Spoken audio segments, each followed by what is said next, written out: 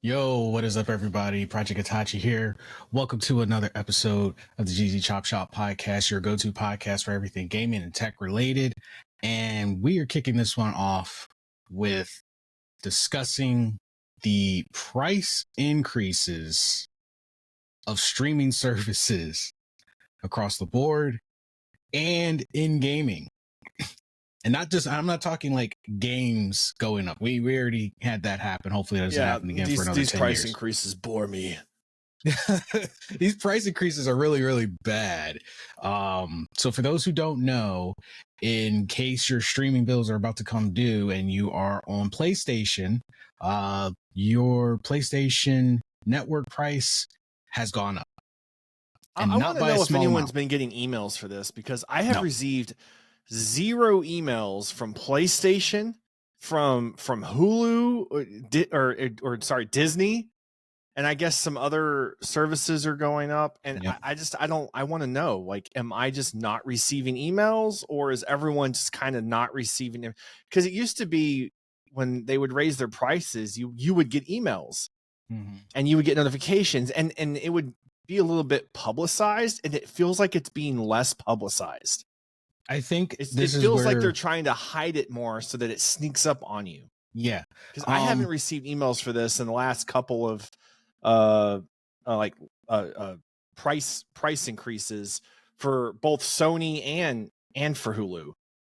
I think they changed like where those emails go, because our email companies are more strict now, so they filter out spam, they filter out marketing emails, so they probably put them as such because they know that goes under most email users' radar. So instead of sending like direct Hulu, direct Disney, direct Sony, they send it as a marketing email, so it's more likely filtered to other parts of your inbox. Because I've had that happen. I had that happen with Stitcher. For those who don't know, Stitcher is shutting down, so there won't be Stitcher anymore. But the only reason I found that is because it was in a different section of my emails that I usually don't ever check. And I just got curious one day and went and checked, and it was like, oh yeah, Stitcher's shutting down. If you need to move your podcast, do XYZ. And I'm like, this is important information.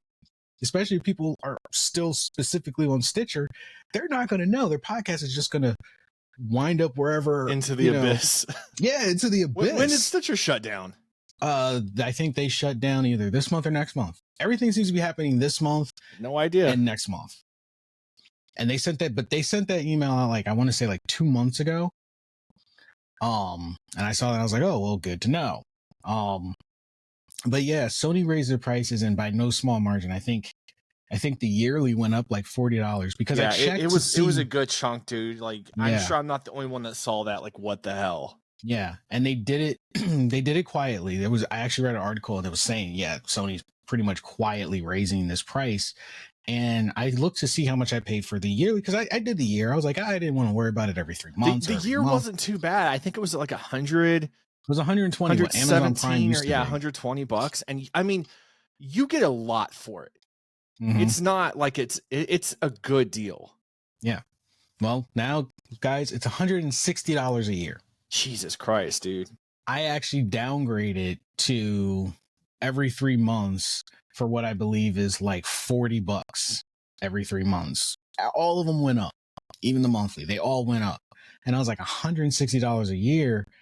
For 120, I could justify it. I felt like I was getting a lot for 120 at the palm of my hand. I could stream classic games. I could play online. I could get bonuses and PlayStation discounts, get games that, I didn't have to technically pay for because it was included in my subscription. But I'm like, for 160, I don't use all those features that often. The most I use is playing online. And lately, even I don't do that as much. So I was like, yeah, every 3 months for me. And they did it, and I'm assuming they're basing it off of when most of subscriptions renew, because September, we're slowly going to enter into a new season. It seems like everyone's picked this month to do this stuff. PlayStation raised their prices about, I want to say like 2 days ago. And behind them, Hulu, the only way I found this out was by logging into Hulu, turning it on. They're like, oh, hey, by the way, we're raising our price September 12th. Mind you, I logged what in are they raising yesterday. it to? If you're on the Legacy, because I was on the Disney Legacy, so I was grandfathered in. Yeah. The Legacy is going up to almost $20 a month. So they're almost $10. It's $18.99. But once you include taxes and all that, it's basically $10 per streaming service. So they're charging you about $20 now. Netflix going up too? I think they're going up next year. I think they're going to hang in there. They just went up. Yeah. They just went up like a few months ago. Jesus, man.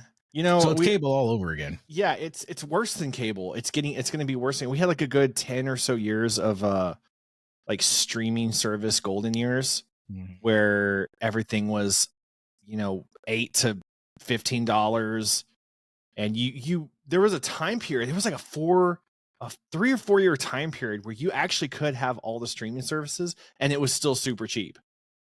Yeah. And now they're all of these streaming services, each one individually costs more than when you had cable and you wanted like HBO to be added on. Remember, you used to add on like HBO or Stars and it was like an extra $6. And we used to look at that like a lot. Mm-hmm. We'd be like, oh, we don't have all that, all those packages because that adds up, right? And we thought about it like that. Like it just adds up into a huge cable bill. You didn't want to have a huge cable bill. And now one streaming service is $20. Yep. That's just, and they're doing insane. those packages kind of things too, because if you go on like Amazon, you can add to your Amazon Prime and bundle in Paramount and bundle in High Dive, and you can, and I'm like, this is cable. This is what cable did. All of the only difference is no, for the most part, no ads unless you're on the ad plan, which to justify their price raising, they're like, oh, well, we're making more accessible ones by adding ad tiers. And the problem is everyone who's already been paying in the lower end that used to be no ad tiers, those are becoming ad tiers as they increase the price. So you're paying more when you were already paying for something you wanted to remove. You wanted ads gone. You were already paying for that. Now they're saying, no, now you got to pay more, but we're still increasing the price of your tier and taking away the feature you paid to not have. Now I'm gonna attempt to. I'm gonna try to play devil's advocate here. Okay, so I want you to help me out here because I want to know if I'm missing something. So traditionally with cable and TV, a lot of these networks are able to be funded by commercials. It's because of the commercials that they're funded, right? Mm. So if commercials are no longer a thing, would you say it's justified for them to raise prices in lieu of having commercials? Or do you feel like we've crossed that limit and they're just getting greedy?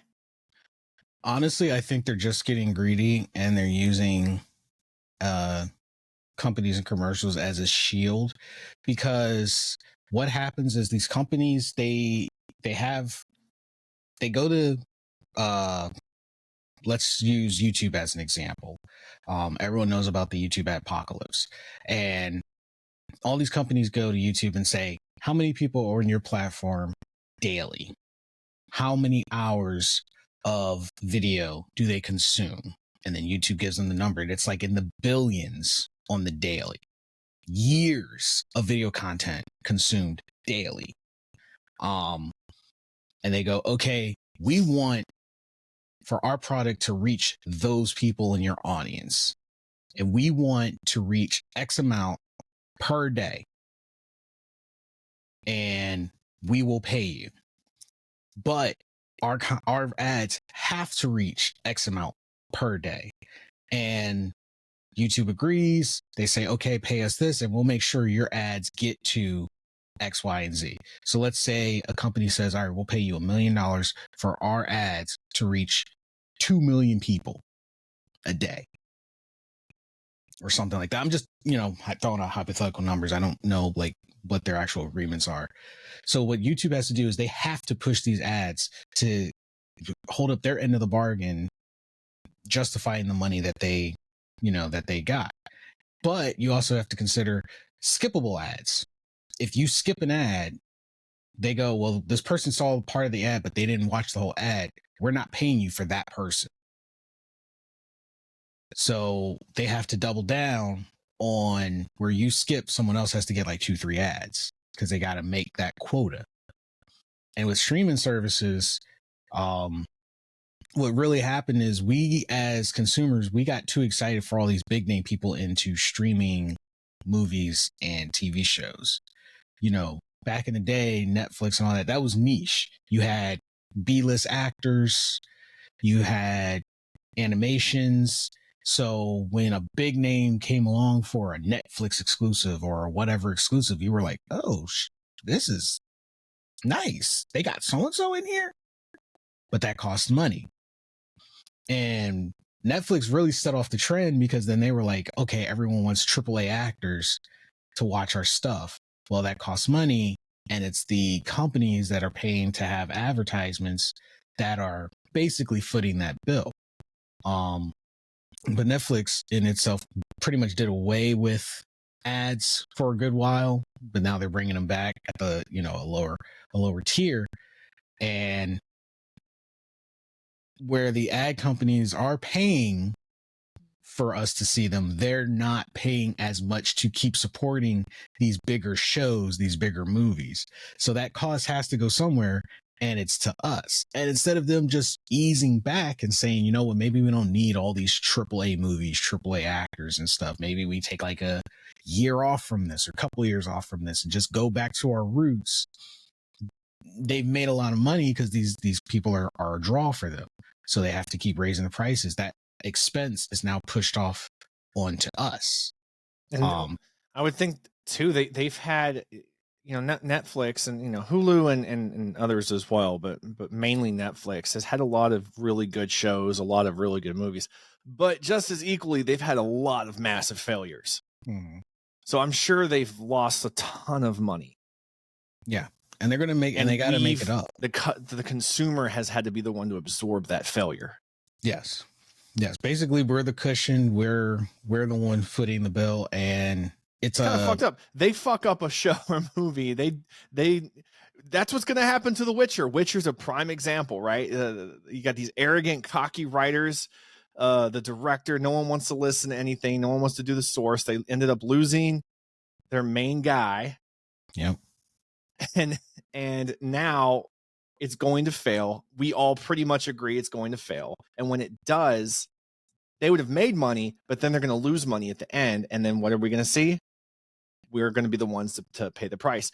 And they've done this time and time again. I think The Witcher kind of got away with a lot of stuff because it had a couple decent seasons, especially for people who could care less about like book lore. But, you know, a lot of failed anime adaptations and just a lot of really bad movies in general. Yeah, and it kind of seems like we just take the brunt of that and absorb those failures. Pretty much. And also because for every person that isn't seeing an ad, they're losing money, as so to speak, because you pay their until they update their terms and conditions, which they can do whenever they want. And this is probably the stuff that's in the fine print that we don't read. Why, when you asked earlier, how come we're not hearing about this? They're just doing it. It's probably in their terms and conditions. They gave themselves leeway to not warn people, because if they give you enough advance and they say in January, they tell you we're raising our price in September, October, November, we're raising our price at the end of the year. It's going up by X amount. More people are going to be like, nah, I'm going to cancel now. And then I'll just come back for like a month when a show I want pops up. But maybe wait until there's popular shows that are being released to raise a price, and then they're stuck between wanting to pay a few extra dollars or not seeing a show that they're really into that just came out. Yeah. And I'm guessing for a lot of them, like I said, because this month it seems like everyone's raising their price. I'm assuming everyone's ready to roll out some new stuff, roll out new shows, especially with Hulu and Disney. They just rolled out the Ahsoka series, which has been doing really well. Everyone loves the show. So this was the perfect time for Disney to be like, by the way, we're raising our price. So everyone who's already in there paying a certain thing, they're like, all right, you know, I'm I'm good where I'm at. Now it's like, if you want to finish the series, you got to pay the new price or miss out. And it really sucks because, like you said, it's worse than cable, because with cable, it was one company that you were paying and everything was in one place. You paid whoever, you paid Comcast, AT&T, whoever you paid for your cable, you just paid them and you had access to all your packages and whatever. But with streaming, you're paying like 50 different companies. And it's so hard to keep up with all of that. I think the closest you have to a hub is Apple TV. And you got to pay for Apple TV to even be a hub. Yeah, Apple TV's been out since about when Netflix started. Yeah. They've been and out it's basically just a hub. I mean, it used to be, you used to actually have to have the box back before smart apps like really blew up. Yeah. And then you could start casting from your phone to your TV, and smart TVs took off. You had to have that little Apple box. That was the only way to watch Apple TV.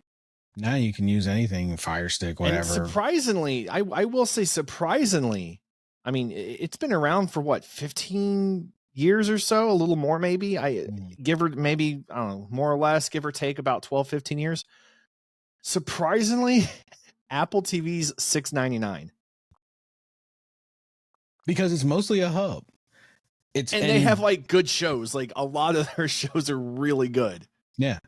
Where they're making their extra money is the cut they get from people packaging other streaming services into Apple TV. Oh, I gotcha. Because you can use Apple TV because even though I don't have Apple TV, but I use Apple products, when a show of mine updates on Crunchyroll that I might have passed through, like on my trial run of Apple TV, when a new episode comes out, Apple TV is like, hey, a new episode of your anime is out. Watch it through Apple TV. So I could like just have Apple TV. I don't like packaging, and this is why. I've tried packaging twice, and both times were through Hulu. And once, this was a couple years ago, it was Funimation. And then another one was like, I think it was HBO. It was right before it was HBO Max, before they went down the whole thing. But I had noticed that on the Funimation website, what you have available directly through HBO and Funimation, at least at the time, you did not have all that same equal amount of stuff. Even though you were paying the same price to have them added on, you did not have access to all the same stuff. And it really made me mad. So ever since then, I've never like packaged anything. Yeah, you're always limited in some way.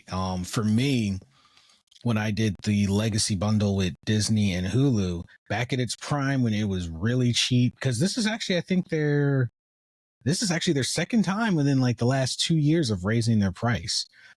Because when I did it, it was way less than $20, and I got Hulu and Disney Plus both ad free. Then when they first did their price increase, they were saying, hey, your Hulu ad tier is no longer going to be ad free. You're going to get ads, but the price is going to go up. So I'm paying more for less. Whatever. And I couldn't separate the two. They're like, oh, you can't. Like I just wanted to. At one point, I was like, well, I won't do Hulu. I'll just do Disney. But then the price will jump up even more because then I'm just paying for Disney, and it became a whole mess. I was like, all right, I'll stick it out. And now here we are a year later, and they're raising the price again, but I'm not gaining anything from it. I'm still getting ads that I originally paid to have removed, but I'm paying more, but I can't make adjustments because it's a bundle. So I either cancel everything and start over fresh, or again, I tough it out, and they know it. It's more complicated to cancel a streaming service for people than you think, because a lot of people are like, oh, I'll just go in and I'll cancel it. But how often do you think to yourself, I need to cancel, after you've already paid it? And then you see how much it costs.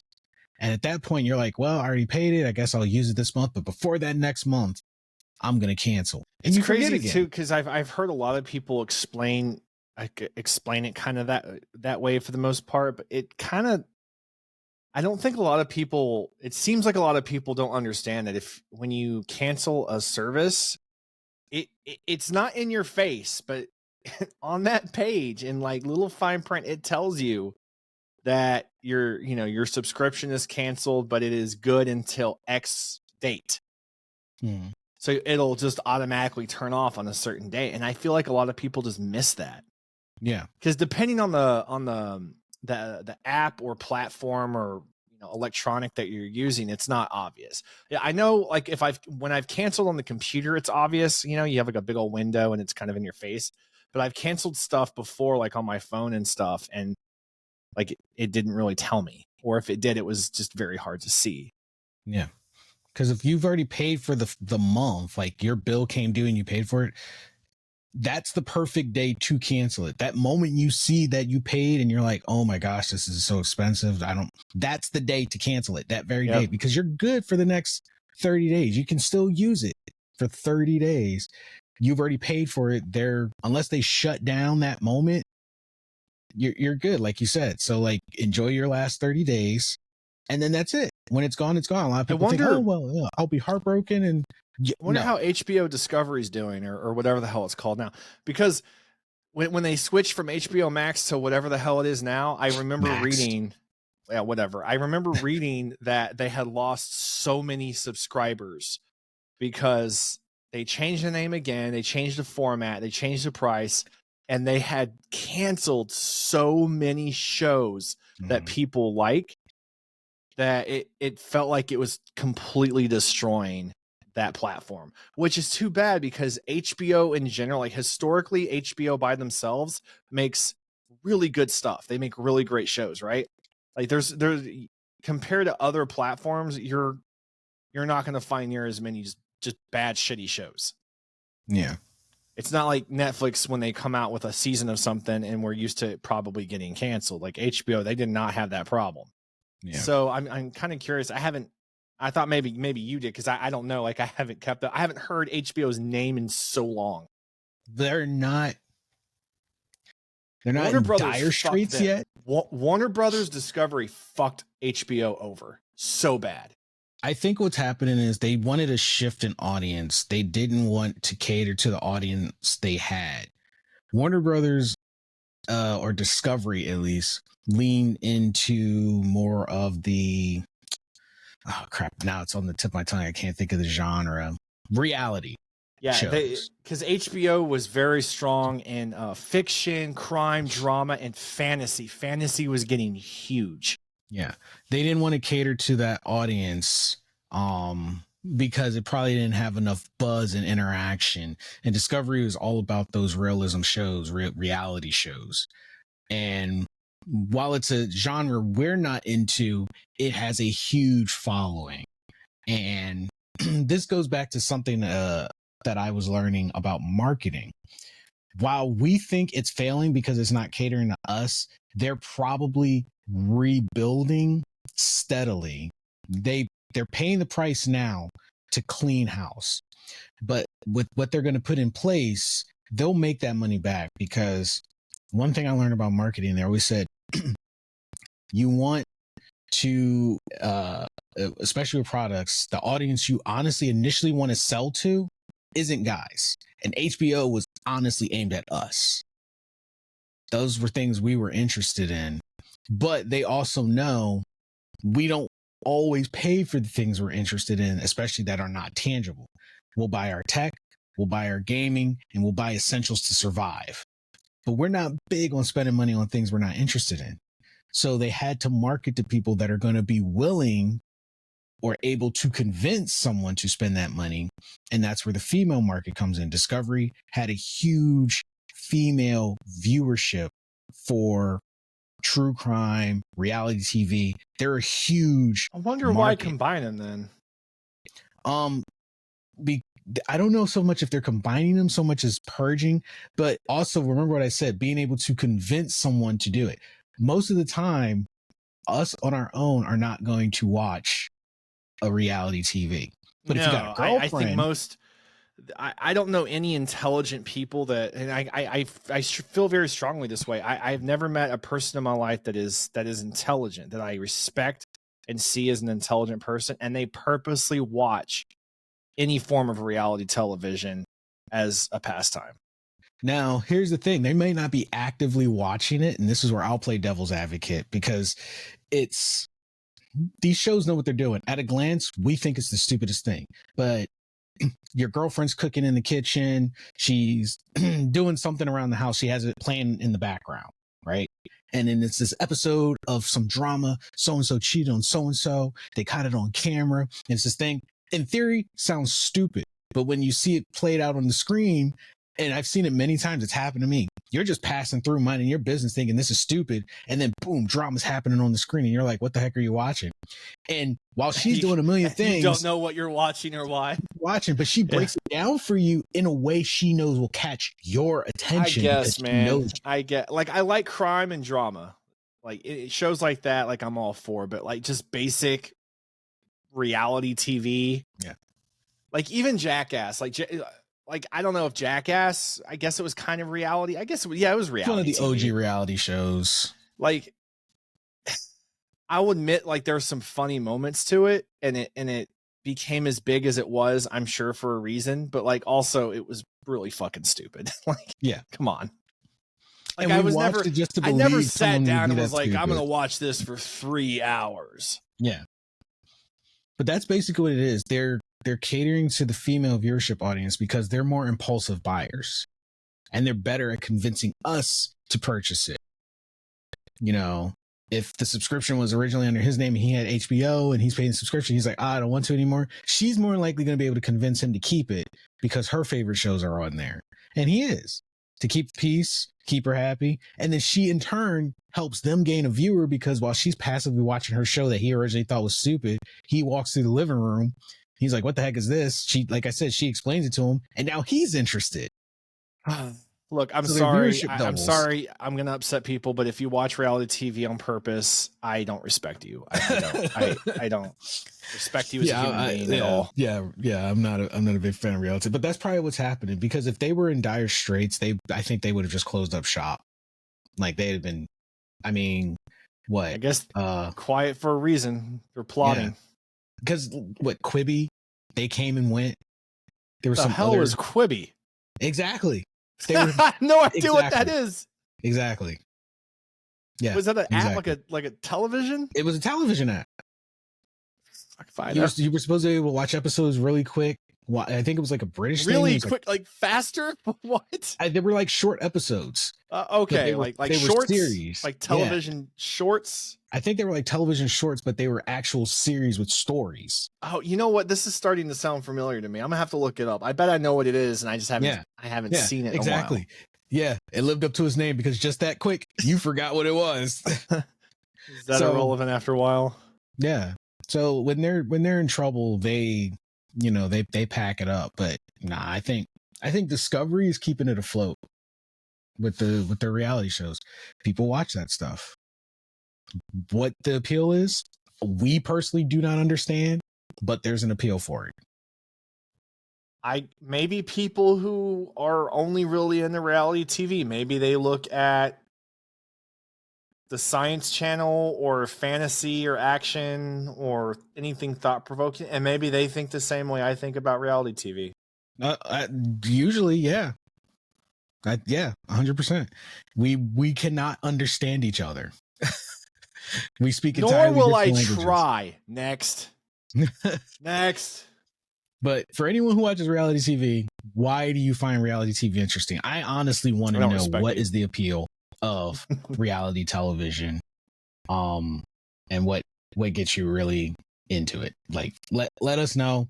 We'd love to hear about it. And what do you guys think of these price increases all happening pretty much simultaneously? Are you guys going to keep your subscriptions? Are you going to cancel them? Are you going to change how often you pay for your subscription? What do you think these prices are going to look like 2 years from now? Because like I said, every year it's something new, something goes up. And what is your cutoff for a streaming service price? We definitely want to hear from you guys. But that is all the time we have for this episode. You guys have been amazing. If you love this podcast, support us. Check out all the links in the show description. Visit our website, osntechmedia.com, and buy some of our merch. help represent the GZ Chop Shop podcast at the osnmediashop.com. Get yourself some amazing merchandise and support us on Patreon, patreon.com/OSN Media for more exclusive content. Anyway, you guys have been amazing. Take care of yourself and each other, and we'll catch all you wonderful people on the next podcast. Later.